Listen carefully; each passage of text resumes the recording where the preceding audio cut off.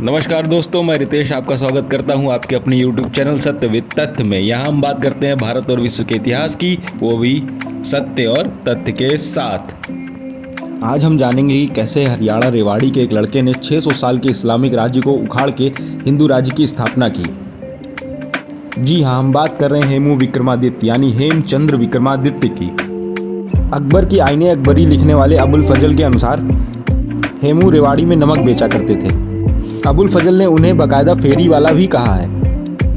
कहानी शुरू होती है शेरशाह सूरी से। शेरशाह सूरी ने हुमायूं को 1539 में हरा के सूरी वंश की स्थापना की, जो कि 1539 से 1555 तक चला। उस समय हेमू शेरशाह सूरी की फौज को गन पाउडर सप्लाई किया करते थे। शेरशाह के बाद इस्लाम शाह शासक बने और उन्होंने हेमू को शाही खरीद फरोख्त की पूरी जिम्मेदारी दे दी। और इस तरह धीरे धीरे हेमू सफलता की सीढ़ियां चढ़ते हुए सल्तनत के वजीर बन गए।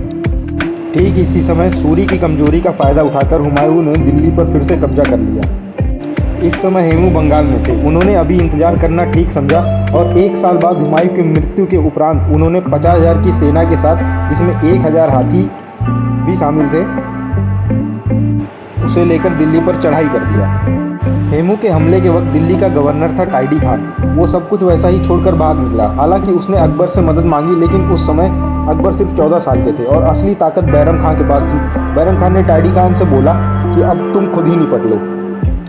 और इस तरह हेमू ने आगरा और दिल्ली दोनों पर कब्जा कर लिया। ये 600 साल में पहली बार था किसी हिंदू राजा ने दिल्ली पर कब्जा किया और हेमू बन गए हेमचंद्र विक्रमादित्य। और इधर टाइडी खान भागकर बैरम खान के पास पहुंचा, लेकिन बैरम खान ने उसकी गर्दन सबके सामने कलम कर दी। इसके बाद बैरम खान ने अली कुली खान को 10,000 की रिसाला फौज के साथ पानीपत भेजा।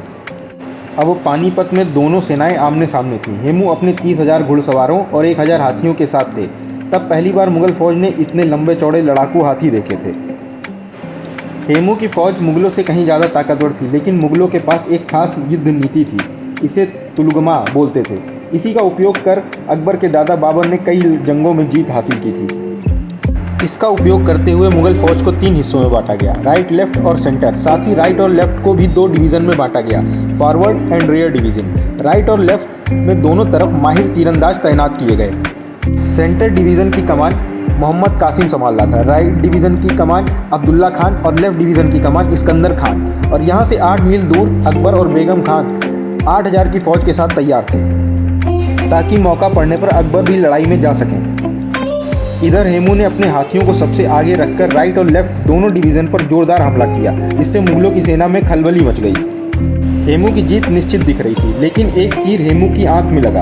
अब हेमू ने अपनी आंख पर कपड़ा बांधा और लड़ना चालू किया, लेकिन कुछ देर बाद घाव ने असर दिखाना शुरू किया और हेमू बेहोश होकर अपनी हाथी से नीचे गिर गए। हेमू को बेहोशी की हालत में अकबर के सामने लाया गया।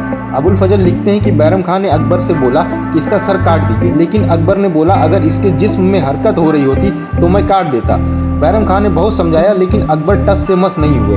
बैरम खान ने खुद ही उनका सर काट दिया और दिल्ली के पुराने किले के दरवाजे पर टांग दिया। हेमू ने भले ही कुछ दिन राज किया हो, लेकिन युद्ध के मैदान में उनका लोहा लगभग सारे इतिहासकार आरसी मजुमदार अपनी किताब the history and culture of Indian people में लिखते हैं, पानीपत में एक दुर्घटना ने हेमू की जीत को हार में बदल दिया, वरना दिल्ली पर मुगलों की बजाय एक हिंदू राजवंश की नींव पड़ गई होती।